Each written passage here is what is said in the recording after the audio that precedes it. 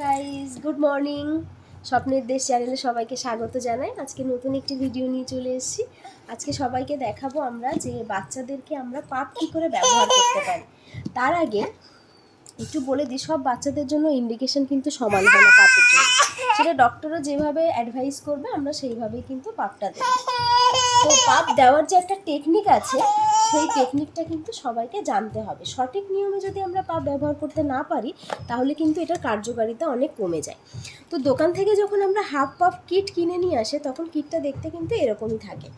তো কিটটা যখন কিনে নিয়ে আসি তখন এগুলো সব ওপেন থাকে, এগুলোকে ভালো করে সেট করে ইউজ করতে হয়। তো এটা আমরা দেখিয়ে দিচ্ছি কীভাবে সেট করতে হয়। এটা এইভাবে সেট করে, এটা আমাদের অনেক পুরনো, এটা যেহেতু কন্টিনিউ চলছে তাই জন্য সেট করা ছিল আগে থেকে। জাস্ট এটা খুলে ধুয়ে এটাকে পরিষ্কার করে রাখতে হয় আফটার ইউজ, তারপরে এটাকে আবার নতুন করে লাগিয়ে ব্যবহার করতে হয়। তো আজকে আমরা দেখাবো যে পাপটা আমরা সঠিক টেকনিক মেনটেন করে যদি দিই তাহলে কিন্তু এটার কার্যকারিতা 100% হবে। তো আমাদের বেবির জন্য যখন পাপের ইন্ডিকেশন করা হয়েছিল তখন ওর একটা সাস্টেন অ্যালার্জিক সমস্যা ছিল, যার জন্য কিন্তু ডক্টর এই পাপটাকে ওকে সাজেস্ট করেছিল। তো পাপ দেওয়ার সময় কিন্তু বাচ্চাদেরকে জবরদস্তি ধরে চেপে নিয়ে পাপ দেওয়া যাবে না।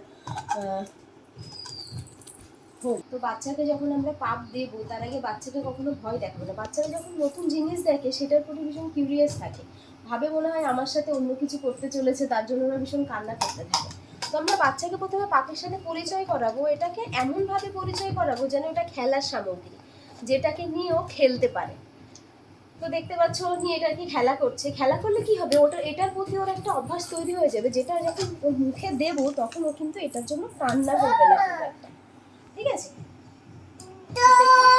কিভাবে টেকনিক মেনটেন করে আমরা পাপ ব্যবহার করতে পারি বা ব্যবহার করব সেটা আমি আজকে তোমাদেরকে দেখাবো। এদিকে আসো, এখানে বসো। হ্যাঁ, তো পাপ যখন আমরা ব্যবহার করব কখনোই বাচ্চাকে দাঁড় করিয়ে রেখে পাপ দেবো না, বা বাচ্চাকে একদম ফ্ল্যাট অবস্থায় শুইয়ে রেখে পাপ দেবো না। বাচ্চাকে যখন আমরা পাপ দেবো তখন বাচ্চাকে এইভাবে কোলে নিয়ে নেবো। ওই দেখো মনে এসে এটাকে আমরা ফিক্সড করে দিয়েছি। এটাকে আমরা এইভাবে ফিক্স করব। ফিক্সড করার পরে এটার মধ্যে যে পাপের মেডিসিনটা আছে সেটা কিন্তু এখানে ঠিক এইখানটাতে কানেক্ট করে দেবো। এটাকে বলে মাউথ পিস। মাউথ পিসটা কিন্তু যখন পাপটা দেবো তখন বাচ্চার মুখটাকে এইভাবে হাতটা দিয়ে ধরে রাখবো এবং এটাকে মুখে দিয়ে বাচ্চাকে আ করতে বলবো। দেখো আমার বাচ্চার অভ্যাস হয়ে গেছে, যার কারণে পাপটা মুখে দিলেও অটোমেটিক্যালি আ করে দিচ্ছে, আ আ আ করে দিচ্ছে। দেওয়ার পর আমরা এখানে যদি 1 পাপ থাকে ইন্ডিকেশন 1 পাপ দেবো, আর যদি 2 পাপ থাকে ইন্ডিকেশন তাহলে 2 পাপ দেবো। সেটা ডক্টরের অ্যাডভাইস অনুযায়ী কিন্তু আমরা এভাবে করতে পারি। এইভাবে 1 পাপ ইউজ করার পরে আমরা কিন্তু অবশ্যই এটাকে 30 সেকেন্ডস পর্যন্ত হোল্ড করে রাখবো। এটা কিন্তু অ্যাডভাইস। 30 সেকেন্ডস পর্যন্ত যদি আমরা এটাকে হোল্ড করে না রাখি তাহলে কিন্তু বাচ্চার পাপের যে মেডিসিনটা ওটা কিন্তু ফুললি ভিতরে কিন্তু ঢুকবে না।